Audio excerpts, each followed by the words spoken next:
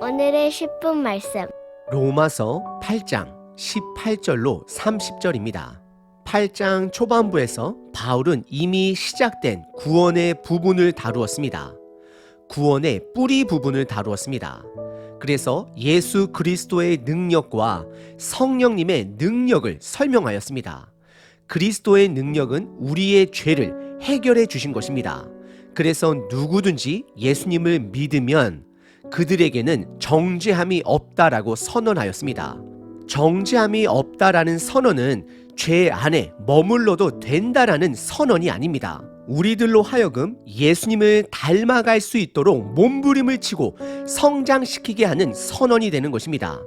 예수님을 믿는 자들에게는 정죄함이 없기 때문에 이제는 최선을 다해 몸부림을 치고 성장하는 데 두려움을 갖지 말아야 할 것입니다. 그리고 성령님의 능력은 바로 우리들로 하여금 예수님의 생각, 예수님의 형상을 닮아가도록 돕게 하는 분이 바로 성령님의 능력이 되는 것입니다.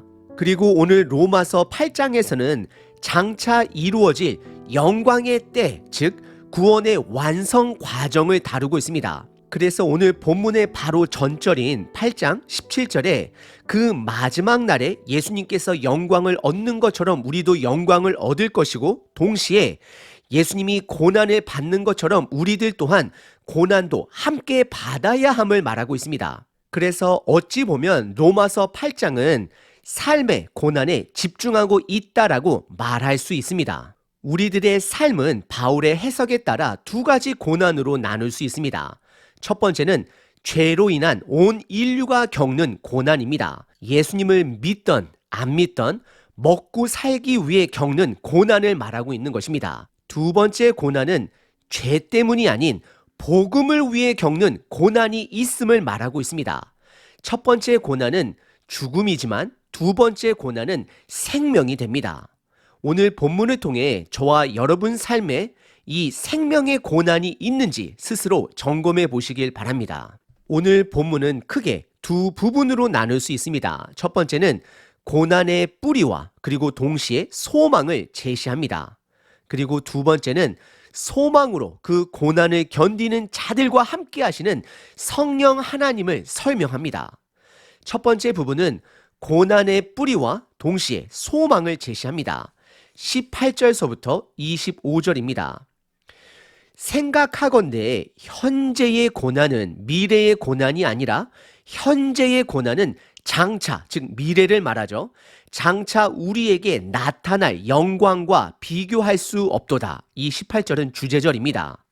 19절, 피조물이 고대하는 바는 하나님의 아들들이 나타나는 것이니, 20절, 피조물이 허무한 데 굴복하는 것은 자기 뜻이 아니요 오직 굴복하게 하시는 이로 말미암음이니라. 21절, 그 바라는 것은 피조물도 썩어짐의 종노릇한 데서 해방이 되어 하나님의 자녀들의 영광의 자유에 이르는 것이니라. 22절, 피조물이 다 이제까지 함께 탄식하며 함께 고통을 겪고 있는 것을 우리가 아느니라. 23절, 그뿐 아니라 또한 우리 곧 성령의 처음 익은 열매를 받은 우리까지도 속으로 탄식하여 양자될 것 곧 우리 몸의 속량을 기다리느니라. 24절, 우리가 소망으로 구원을 얻었음에 보이는 소망이 아니니 보는 것을 누가 바라리요. 25절,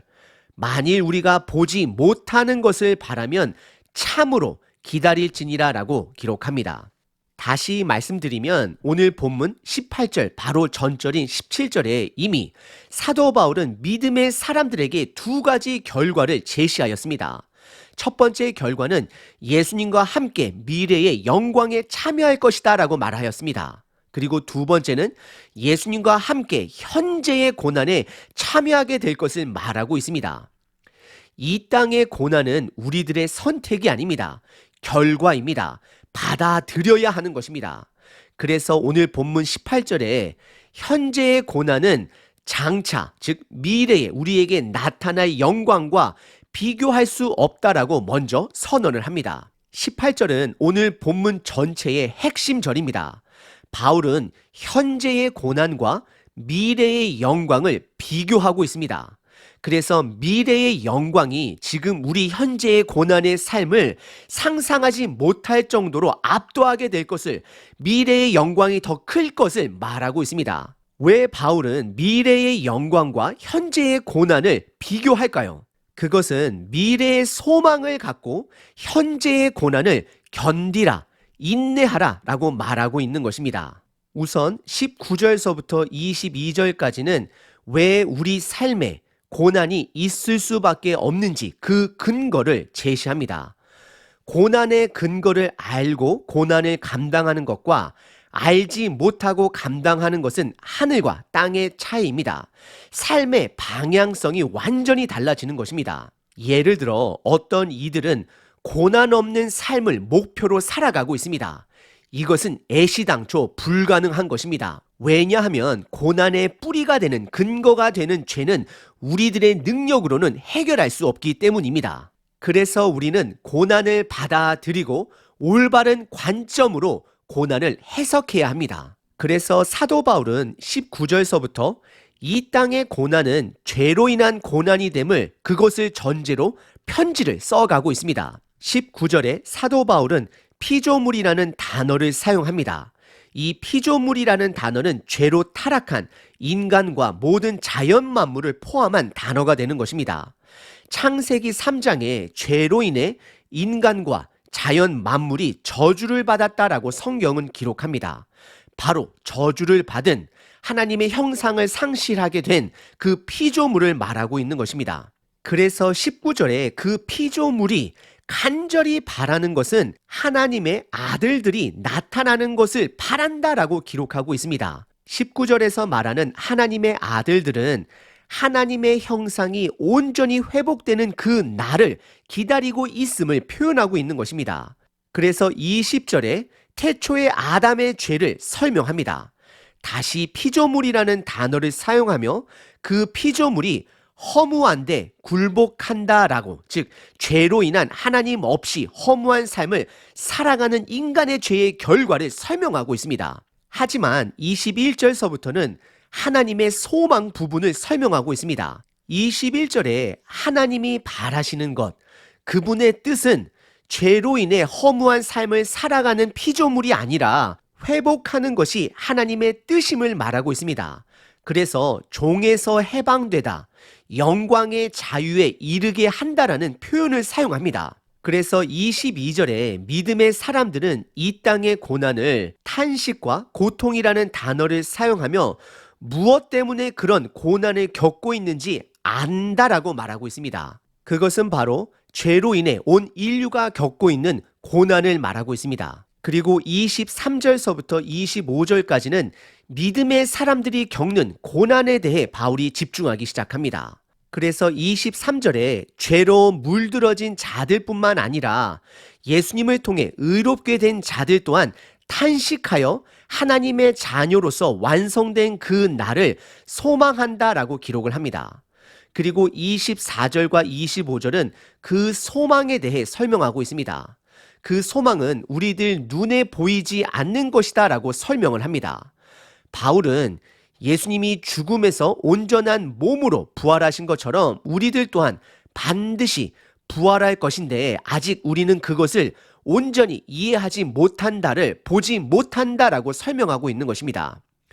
분명한 것은 예수님이 우리들의 부활의 첫 증거가 되어주셔서 우리들 또한 예수님처럼 반드시 부활할 것을 믿어야 함을 바울이 강조하고 있는 것입니다. 그것이 믿음의 사람들에게 소망이 되는 것입니다.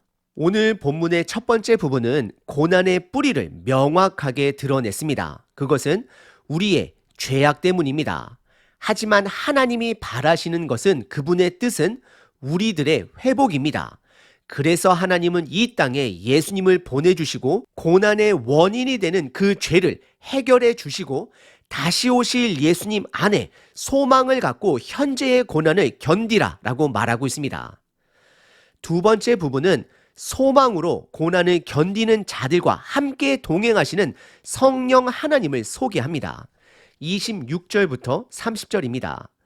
이와 같이 성령도 우리의 연약함을 도우시나니 우리는 마땅히 기도할 바를 알지 못하나 오직 성령이 말할 수 없는 탄식으로 우리를 위하여 친히 간구하시느니라.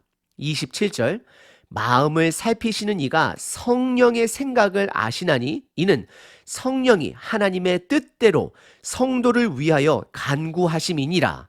28절 우리가 알거니와 하나님을 사랑하는 자 곧 그의 뜻대로 부르심을 입은 자들에게는 모든 것이 협력하여 선을 이루었느니라. 29절 하나님이 미리 아신 자들 또한 그 아들의 형상을 본받게 하기 위하여 미리 정하셨으니 이는 그로 많은 형제 중에서 맏아들이 되게 하려 하심이니라. 30절 또 미리 정하신 그들을 또한 부르시고 부르신 그들 또한 의롭다 하시고 의롭다 하신 그들을 또한 영화롭게 하셨느니라 라고 기록합니다. 성령님의 역할을 크게 두 가지로 설명합니다. 첫 번째는 동행하심, 두 번째는 인도하심입니다. 우선 26절에 명확하게 고난의 삶 속에서 성령님이 우리의 연약함을 돕는다라고 말합니다. 바로 첫 번째 성령님의 역할은 중보 기도해 주신다라는 것입니다. 우리와 동행해 주신다라는 것입니다. 26절에 우리가 고난 속에 있어 괴로워할 때 무엇을 위해 기도할지도 모를 때 성령 하나님께서 말할 수 없는 탄식으로 우리를 위하여 친히 간구하신다 말씀하십니다. 이것은 중보기도 이상으로 우리와 동행하여 주신다라는 것입니다. 그리고 두 번째 성령님의 역할은 올바른 길로 인도해 주시는 것입니다. 27절에 하나님의 뜻대로 성령님께서 성도를 위하여 기도하신다라고 표현을 합니다. 우리들이 여기서 집중해야 되는 단어는 하나님의 뜻입니다. 성령 하나님은 하나님 아버지의 뜻을 아십니다. 그래서 우리를 위해 기도해 주시고 동행해 주시는 것뿐만 아니라 하나님 아버지의 뜻대로 그 길을 인도해 주시는 분이 되심을 말하고 있습니다. 우리는 고난 속에 하나님 아버지의 뜻을 모를 때가 많습니다. 하지만 성령 하나님께서 아버지의 뜻을 알기 때문에 그 길을 갈 수 있도록 인도해 주십니다. 그래서 성령 하나님의 역할을 두 가지로 살펴보면 첫 번째는 우리가 고난 속에 헤맬 때 현재 우리와 동행해 주십니다. 그리고 두 번째는 하나님의 뜻대로 우리를 앞으로 인도해 주신다라는 것입니다. 그래서 28절에 바울은 우리가 안다라고 말하며 성령님이 동행해 주시고 인도해 주시는 성도들은 결국 하나님의 뜻 안에서 합력하여 선을 이룬다. 인간의 뜻이 아닌 하나님의 뜻을 이룬다라고 말을 합니다.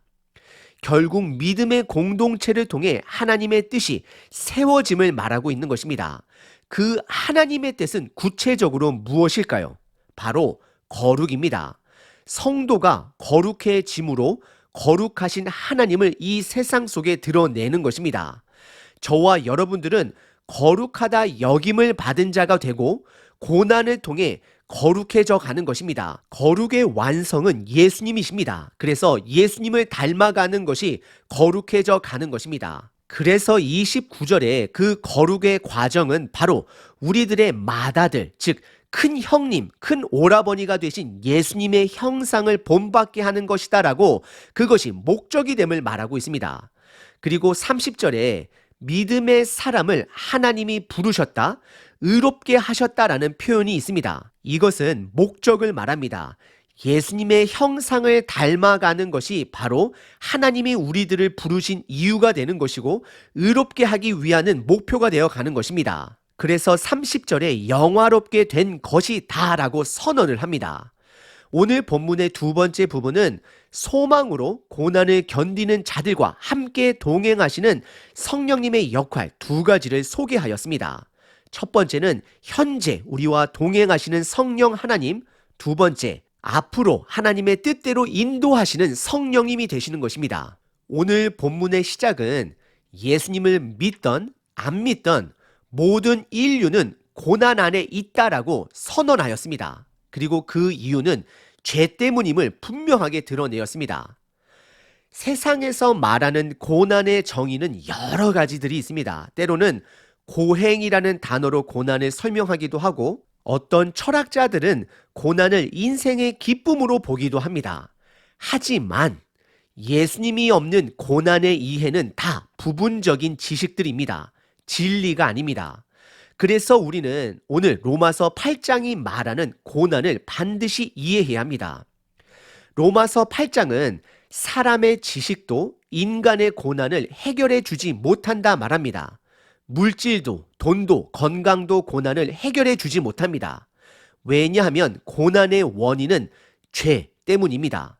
죄로 인해 고난이 이 땅에 들어온 것입니다. 그래서 그 죄를 해결해 주신 예수님을 만나야, 알아야 그 근본적인 고난이 해결되는 것입니다.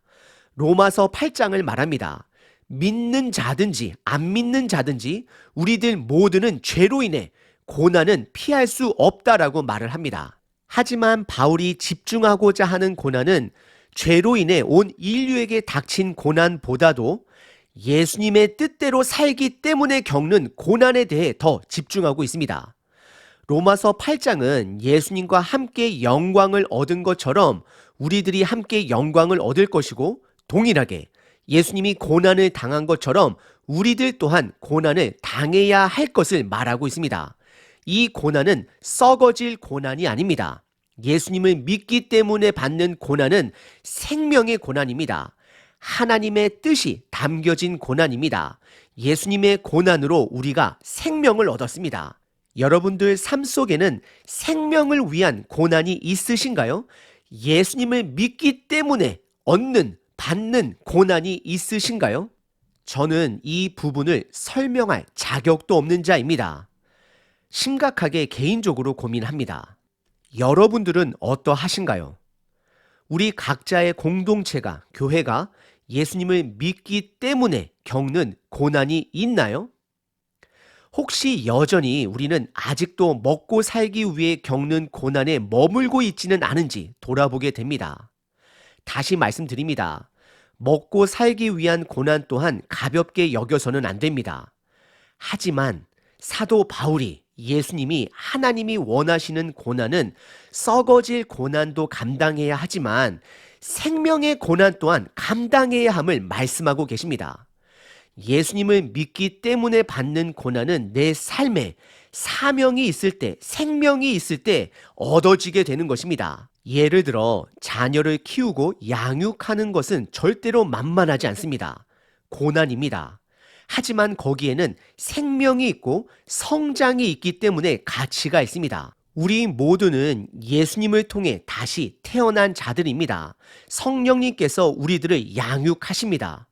우리들 또한 그러면 그 영적인 태어남과 성장을 위해 함께 동참해야 하지 않을까요? 저는 믿습니다. 만약에 시대적으로 핍박이 믿는 자들에게 닥칠 때에 적지 않은 자들이, 교회들이 믿음을 위해 그 고난을, 핍박을 담대하게 받아들일 것을 기대하고 믿습니다.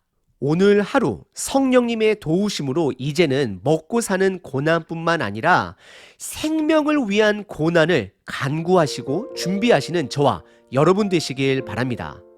365일 기도문입니다. 역대하 20장. 너희는 너희 하나님 여호와를 신뢰하라.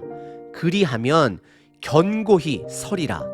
그의 선지자들을 신뢰하라. 그리하면 형통하리라. 주님의 인자하심을 찬양합니다.